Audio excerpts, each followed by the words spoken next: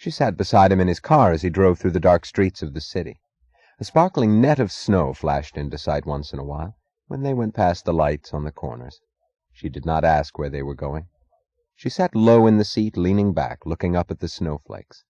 The fur cape was wrapped tightly about her.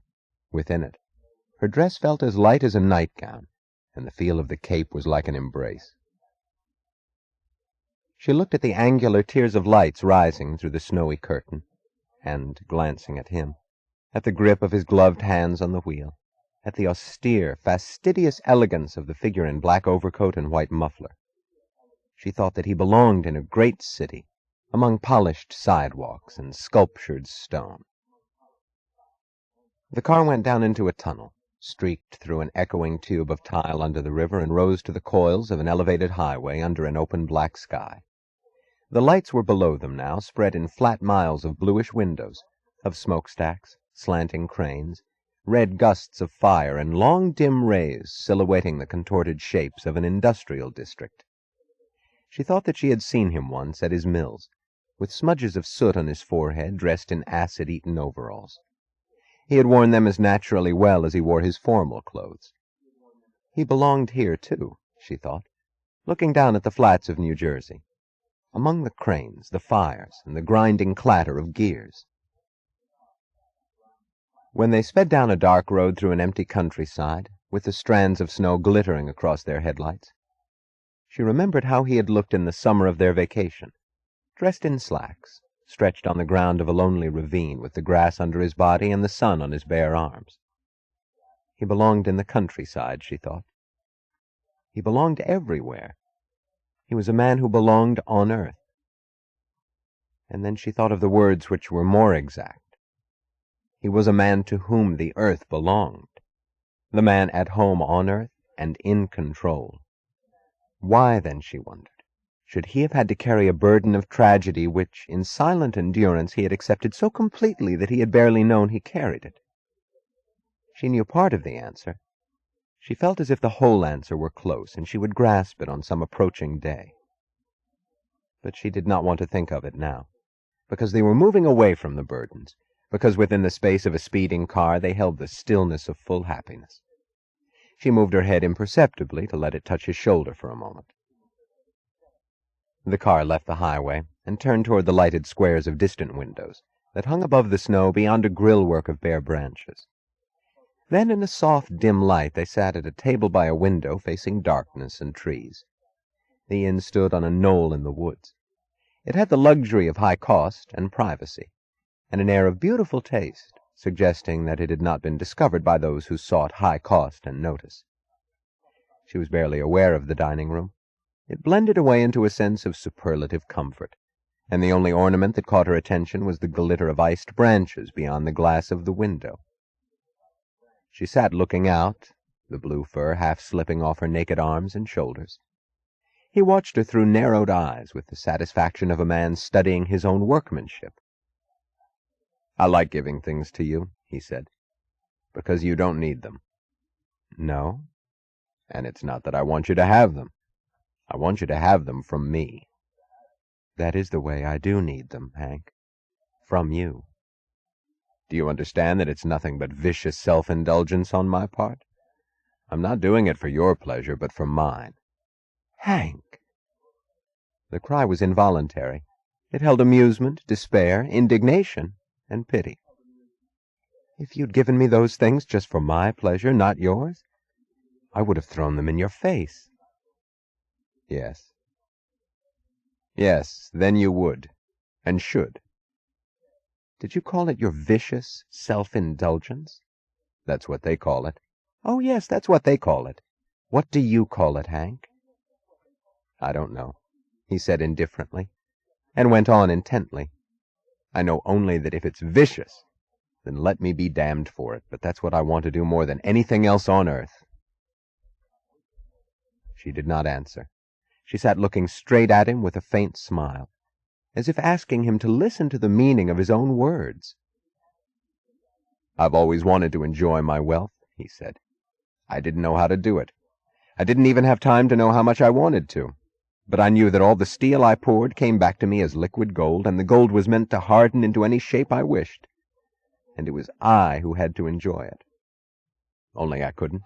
I couldn't find any purpose for it. I found it now.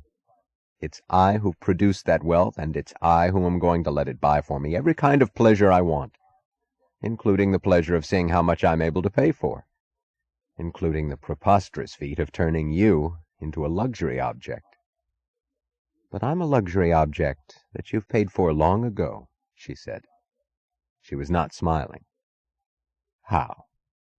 By means of the same values with which you paid for your mills.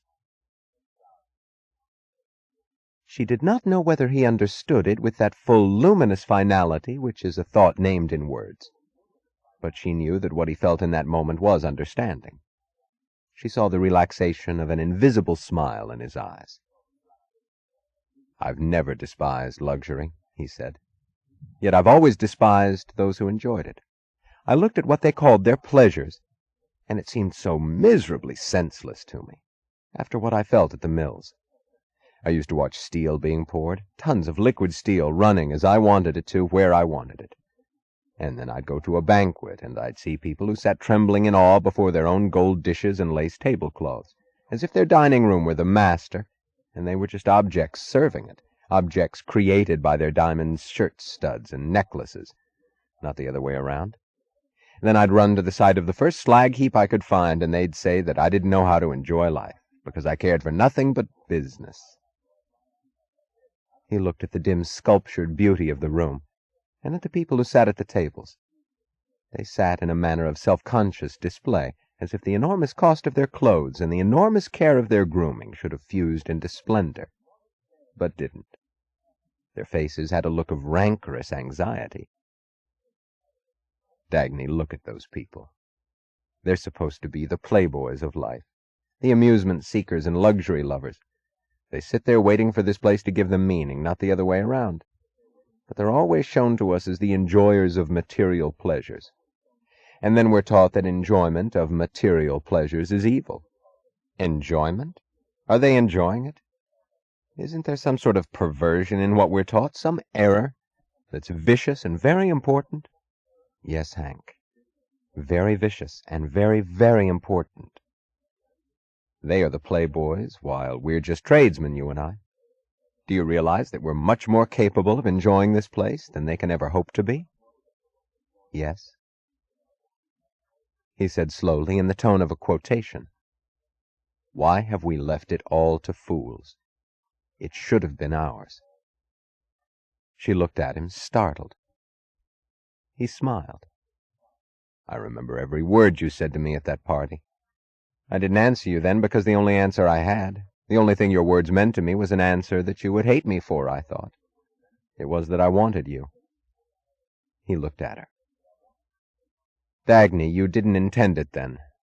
But what you were saying was that you wanted to sleep with me, wasn't it? Yes, Hank, of course. He held her eyes, then looked away. They were silent for a long time. He glanced at the soft twilight around them, then at the sparkle of 2 wine glasses on their table. Dagny, in my youth, when I was working in the ore mines in Minnesota, I thought that I wanted to reach an evening like this.